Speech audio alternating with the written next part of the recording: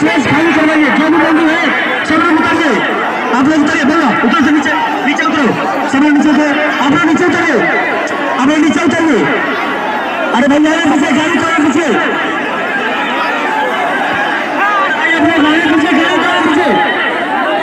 अरे भैया इधर से हटो, आप लोग हटिए ना यहाँ से, हटिए यहाँ से, हटिए हटिए, आप लोग हटिए यहाँ से, हटिए यहाँ से।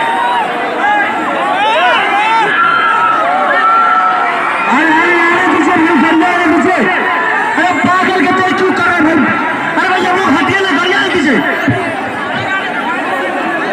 अरे भैया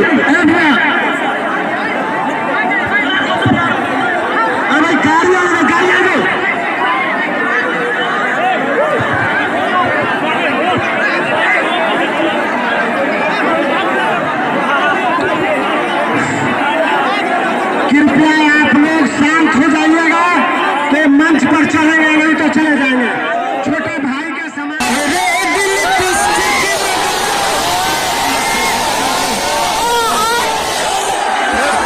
सबके हाथ से हो लगे तो क्या होगा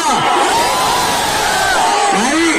हम अपना बड़ा भाई सुनील भैया खातिर आयल बनी, और वो लोग जाने तो सुनील भैया के हम कितना प्यार करेंगे। अच्छा ये बताओ खेसरिया से कितना प्यार करेंगे?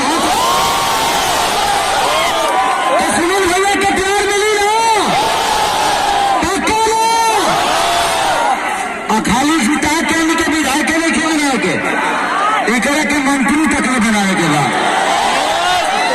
बस आप सबके सपोर्ट चाहिए। आज जितला के बाद तुम्हें जाना हीरोइन के कामल लेके आई, केकरे को लेके आई?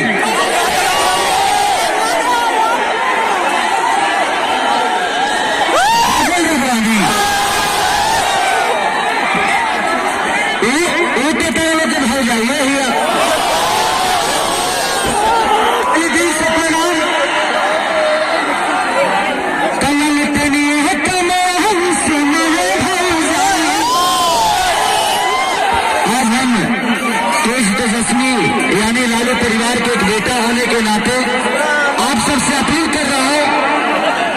अरे रे अरे हो गौरिया गौरी का रे बाबू, हो गौरिया गौरिया तुड़वा सका रे।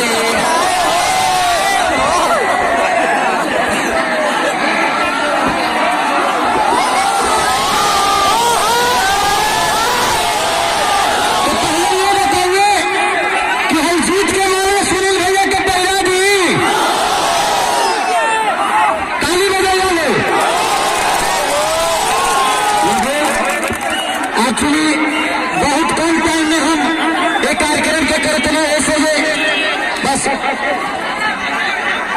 आपका मंच छोटा है और हाइट ज्यादा है, मंच पे नहीं हो पाएगा।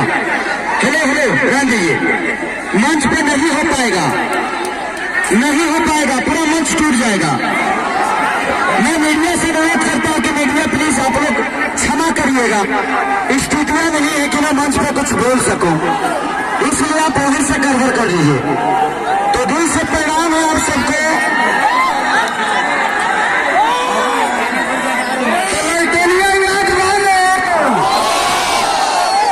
हाथ उठा के बताओ, आई लव यू।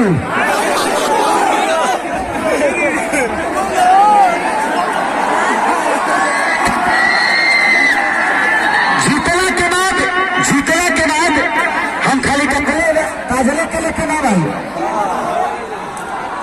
और ही कहीं के लेके आए।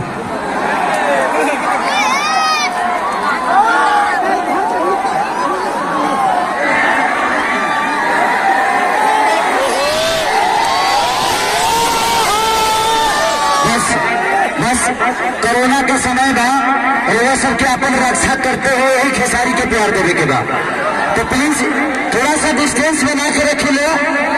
आज जुटला के बाद बाकी के कार्यक्रम हम जरूर करब, खाली रहे लोग से मिले खातिर नहीं, अपने भाई के प्यार ले रहे नहीं, लोगों सबके आशीर्वाद ले रहे नहीं है। तो अपने सुनील भैया के हाथ जितना रहेगी मजबूत करब, हमार हाथ मजबूत हुई, लोगों सबके परिवार के बेटा के हुई। सुनील भैया से हमारे आज से ना आज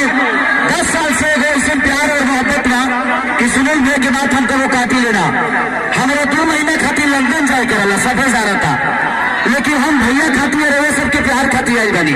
तो प्लीज प्यार दी, आशीर्वाद दी, अपना बेटा कैसे ही बना लिया।